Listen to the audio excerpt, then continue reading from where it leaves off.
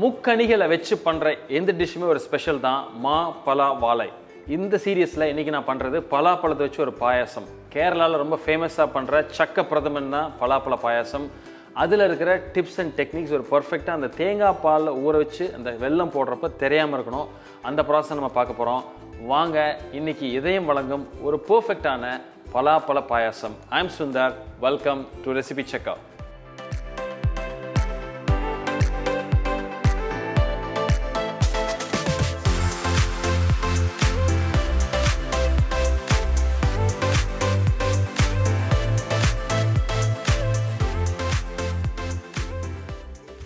இந்த tropical fruit மாதிரி, அதாவது இந்த பலாப்பழம் மாதிரி, இது எப்பொழுதுமே இந்த சீசன் பார்த்தீங்கன்னா அந்த மே மாதத்துலேருந்து ஒரு அக்டோபர் அந்த மழை காலம் வரைக்கும் இருக்கும். ஸோ இப்போ இந்த பர்ஃபெக்ட் சீசன் இது. இந்த டைமில் இந்த ட்ராபிக்கல் ஃப்ரூட்டுக்குன்னே ஒரு தனி ஒரு ஃப்ளேவர், அந்த ஃப்ளேவர் தான் நம்ம இந்த டிஷ்ஷில் அழகாக எக்ஸ்ட்ராக்ட் பண்ணி ஒரு நேச்சுரல் ஃப்ளேவராக கொடுக்க போகிறோம். ஸோ இந்த பலாச்சொலை வந்து இப்போ எல்லா இடத்துலையும் கிடைக்குது. இது வந்து கொஞ்சம் இந்த ரைப்பண்ட் ஃப்ரூட், அதாவது நல்ல சாஃப்டாக, நல்ல எல்லோவாக இருக்கிறது, கொஞ்சம் சாஃப்டாக இருக்கிறது, நல்ல பழுத்தது, அதை தான் நம்ம யூஸ் பண்ண போகிறோம். அதுதான் நல்ல அந்த ஒரு ஃப்ளேவர் கிடைக்கும், ஸ்வீட்னஸ் இருக்கும். ஸோ இந்த மாதிரி செலக்ட் பண்ணி வாங்கி வச்சுக்கோங்க. வாங்கிட்டு அதில் கொட்டையும் அதில் இருக்கிற அந்த உள்ளே இருக்கிற அந்த கொட்டைக்குள்ளே பவுச்சு அது ரெண்டு எடுத்துகிட்டு இந்த மாதிரி ஒரு பர்ஃபெக்டாக ஒரு சொலையை எடுத்து ரெடி பண்ணி வச்சுக்குவோம். ஒரு 15லேருந்து ஒரு 16 சொலை, அந்த ஒரு காம்பினேஷனுக்குள்ளே இன்க்ரீடியன்ஸ் தான் எனக்கு எடுத்திருக்கேன். ஃபஸ்ட்டு வெல்லத்தை பாக காய்ச்சிடும். 2 விஷயம். ஒன்று வந்து அந்த கரெக்டான ஒரு பதம் கிடைக்கும். அதே மாதிரி இந்த வெள்ளத்தில் இருக்கிற இம்ப்யூரிட்டிஸ் மண் இருந்ததுன்னா அதை ரிமூவ் பண்ணுறதுக்கு இந்த பாகு காய்ச்சிருது. ஸோ அந்த ஸ்டேஜ் 1 அப்படின்னா இந்த வெள்ளத்தை பாகு காய்ச்சி இந்த ப்ராசஸ் வாங்க பார்த்துடலாம். நம்ம டைரெக்டாக குக்கிங்க்கு போயிடலாம். ஒரு பேன் எடுத்துகிட்டு வெள்ளத்தை இந்த மாதிரி பொடி பண்ணி வச்சுருக்கேன். ஒரு 100 கிராம் வெல்லம். வெல்லம் வந்து வாங்குறப்போ கொஞ்சம் நல்ல அந்த கலராக கொஞ்சம் டார்க்காக இருந்ததுன்னா இந்த பாயசம் கொஞ்சம் அந்த ஃபீல், அந்த அப்பீல் வந்து கொஞ்சம் நல்லாயிருக்கும். ஸோ இதில் என்ன பண்ணுறோம், கொஞ்சம் நம்ம தண்ணியை கொஞ்சம் ஊற்றி பாகா நல்லா அழகாக காய்ச்சிடலாம்.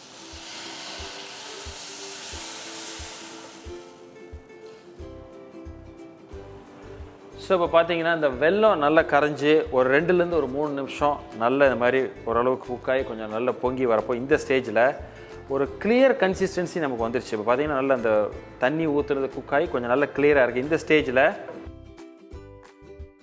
இதை நான் ஆஃப் பண்ணிடுறேன். இது கொஞ்சம் ஆறினோடனே இது அழகாக வடிகட்டி தனியாக எடுத்து வச்சுக்கிறோம்.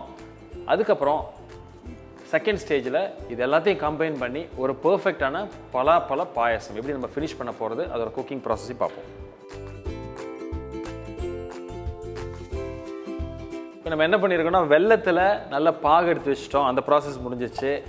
இன்னொன்று என்ன பண்ணியிருக்கேன் அப்படின்னா நல்ல ஒரு பெரிய தேங்காய் எடுத்து நல்லா திருகி அதை மிக்சியில் போட்டு நல்லா அரைச்சி தண்ணி ஊற்றி அரைச்சி புழிஞ்சு ஃபஸ்ட்டு பால் எடுத்து வச்சுருக்கேன். உங்கள்கிட்ட மிக்சி இருக்கோ கிச்சன் பிளெண்டர் எது இருக்கோ யூஸ் பண்ணுங்கள். கிரைண்டர் இருந்தாலும் சரி, நிறைய யூஸ் பண்ணுறதா இருந்தால். அதே மாதிரி அந்த சக்கையிலேயே தண்ணி ஆட் பண்ணி திரும்ப அரைச்சி புழிஞ்சு 2வது பால். எப்பொழுதுமே ஒரு குக்கிங் ப்ராசஸ்க்கு நம்ம 2வது பால் தான் யூஸ் பண்ணோம், இல்லை 3வது பால் தான் யூஸ் பண்ணோம். முதல் பால் நம்ம கடைசியாக தான் சேர்ப்போம். அது ரொம்ப முக்கியமான ஒரு டெக்னிக். ஒரு பேன் எடுத்துகிட்டு அதில் நீங்கள் என்ன பண்ணுறேன் அப்படின்னா இந்த பலாப்பழத்தையும் 2வது எடுத்த பாலையும் சேர்த்து குக் பண்ண போகிறேன். சிம்மரில் நல்ல குக் ஆனதுக்கப்புறம் ஃபர்தராக என்ன ஆட் பண்ணி எப்படி ஃபினிஷ் பண்ணுறதுன்னு பார்ப்போம்.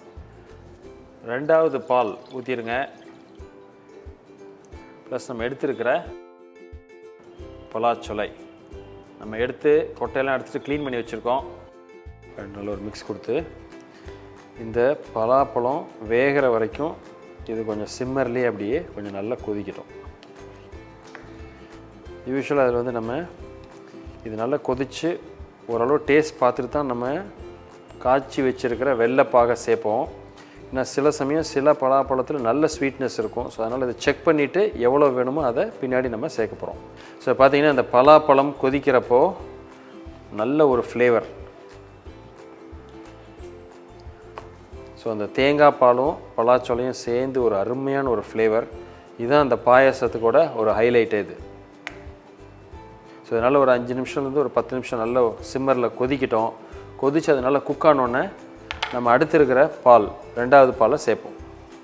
ஸோ பார்த்திங்கன்னா கிட்டத்தட்ட ஒரு ஆல்மோஸ்ட் ஒரு 10 நிமிஷம் இது அப்படியே சிம்மர்லேயே நல்லா கொதித்து ஓரளவுக்கு இந்த பலாச்சொலை நல்லா வேகுது. இந்த கலரும் லைட்டாக உங்களுக்கு மாறுது இல்லையா, நல்ல ஒரு ஃப்ளேவர். ஸோ இது இன்னொரு 5 நிமிஷம் இதே மாதிரி சிம்மரில் வந்ததுக்கப்புறம் நல்ல சாஃப்ட் ஆயிரும் அந்த பலாச்சொலை. அந்த ஸ்டேஜில் நம்ம அந்த 2வது பாலை நம்ம சேர்க்கலாம்.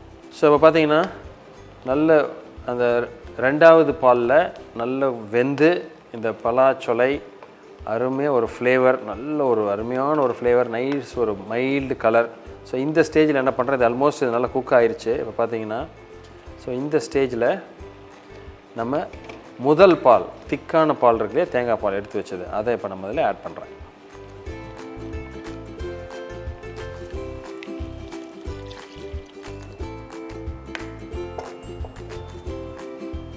ஸோ இது லைட்டாக ஒரு கொதி வந்தோடனே நம்ம வெள்ளைப்பாகை, காய்ச்சி வச்சுருக்கிற வெள்ளைப்பாகை இதில் ஆட் பண்ணுவோம். ஸோ இப்போ நம்ம ரெண்டாவதாக ஊற்றின திக்கான முதல் தேங்காய் பால் நல்ல செட் ஆகி இந்த கன்சிஸ்டன்சி கரெக்டாக இருக்குது, இதுதான் அது ரொம்ப முக்கியம். இது வற்றி நல்ல இந்த ஸ்டேஜுக்கு வந்துருச்சு. ஸோ இப்போ நான் என்ன பண்ணுறேன் அப்படின்னா, இப்போ இதை நம்ம டேஸ்ட் பார்த்துட்டு இந்த ஸ்டேஜில் தான் நம்ம வேணுங்கிற அளவுக்கு வெள்ளைப்பாகை, நம்ம காய்ச்சி வச்சுருக்க வெள்ளைப்பாகை சேர்க்குறோம். நான் ஏற்கனவே முன்னாடி சொன்ன மாதிரி இதில் எவ்வளோ ஸ்வீட்னஸ் இருக்குது அப்படின்றத பார்த்து நம்ம ஆட் பண்ணுறோம். ஒரு செமி ஸ்வீட் தான் சொல்லணும்.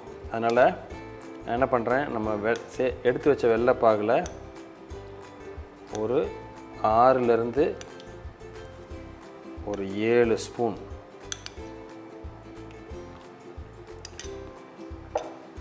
போட்டு ஜஸ்ட் லைட்டாக ஒரு மிக்ஸ் பண்ணுங்கள். நல்ல கலர் மாறும், நல்ல ஒரு ஃப்ளேவர், அந்த பலாப்பழமும் அந்த வெல்லமும் சேர்ந்து ஒரு அருமையான ஒரு ஃப்ளேவர் கிடைக்கும். ஸோ பர்ஃபெக்டான ஒரு பலாப்பழத்துக்குள்ளே பாயாச கலர். இனிமேல் இது குக் பண்ண வேண்டியதில்லை. ஸோ இந்த ஸ்டேஜில் நான் என்ன பண்ணுறேன் அப்படின்னா, எப்பொழுதுமே இது வந்து ரொம்ப மைல்டான ஒரு ஃப்ளேவர் தான். ஏன்னா நேச்சுரல் ஃப்ளேவர் வந்து பலாச்சொலை தான், பலாப்பழம் தான். ஒரு 2 பிஞ்ச் அளவுக்கு ஏலக்காய் பொடி போட்டால் போதும், லைட்டாக போடுங்க. ஜஸ்ட் ஒரு பேலன்ஸ்டு ஒரு ஃப்ளேவர். இதை நீங்கள் ஆஃப் பண்ணிடலாம். இந்த சூட்லேயே இது மிக்ஸ் பண்ணிவிட்டு ஒரு அருமையான ஒரு வித்தியாசமான பலாப்பழ பாயாசம், கிருஷ்ண ஜெயந்தி ஸ்பெஷல்னு கூட நீங்கள் வச்சுக்கலாம். ஸோ இதை நான் என்ன பண்ணுறேன், இப்போ எடுத்து வச்சுட்டு, இது இப்போ ரெடி. ஸோ இதை நம்ம எடுத்து வச்சுட்டு ஒரு பேன் எடுத்து கொஞ்சமாக நெய் எடுத்துக்குவோம். ஸோ இப்போ லைட்டாக நெய் ஊற்றிருக்கேன். ஊற்றிட்டு நம்ம எடுத்து 2ஆக உடச்சி வச்சுருக்கிற முந்திரி பருப்பை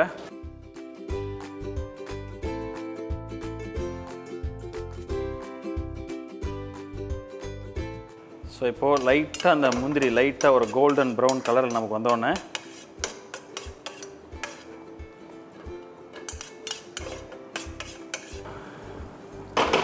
பாயசத்தை திரும்ப எடுத்து அதில் அழகாக நம்ம கார்னிஷ் பண்ணிடலாம். இதை ஆட் பண்ணிவிட்டு பியூட்டிஃபுல். ஸோ ஒரு பர்ஃபெக்டான ஒரு பலாப்பழ பாயசம் எப்படி பண்ணுறதுன்னு பார்த்தீங்க. ஒரு ஸ்பெஷல் டிஷ் தான். ஏன்னா பலாப்பழத்தை வச்சு பாயசம் பண்ணுறது நார்மலாக எதுவும் பண்ணுறதில்ல. பட் எப்பொழுதுமே ஒரு வெரைட்டி கொடுக்கணும், ஒரு வித்தியாசமாக ஒரு ஸ்வீட் பண்ணணும் அப்படின்னு நினச்சா இந்த ஒரு சம்மர் சீசன், அந்த சம்மர் அந்த மான்சூன் சீசன் வரைக்கும் ஒரு 4 மாதம் நல்ல ஒரு பலாச்சொலை கிடைக்கும், நல்ல ஒரு ஃப்ளேவரோடு கிடைக்கும். இன்றைக்கி பார்த்தீங்கன்னா நம்ம எந்த ஒரு ஃப்ளேவரும், அந்த ஏலக்காய் மட்டும்தான் ஆட் பண்ணியிருக்கோம். பட் அந்த பலாப்பழத்தோட நேச்சுரல் ஃப்ளேவரை நம்ம எக்ஸ்ட்ராக்ட் பண்ணி ஒரு நல்ல ஒரு அரோமேட்டிக் பாயாசமாக பண்ணியிருக்கோம். பிடிச்சிருக்குன்னு நினைக்கிறேன். பிடிச்சிருந்தா எங்களுக்கு ஒரு லைக், தம்ஸ் அப் கொடுங்க, ஃப்ரெண்ட்ஸோட ஷேர் பண்ணுங்கள். இதே மாதிரி இன்னொரு நாள் ஒரு ஸ்பெஷல் ரெசிபி இருந்தால் கூட அதில் இருக்கிற டிப்ஸ் அண்ட் டெக்னிக்ஸ் எல்லாத்தையும் சேர்த்துட்டு உங்களை மீட் பண்ணுறேன். அது வரைக்கும் ஹாப்பி குக்கிங்.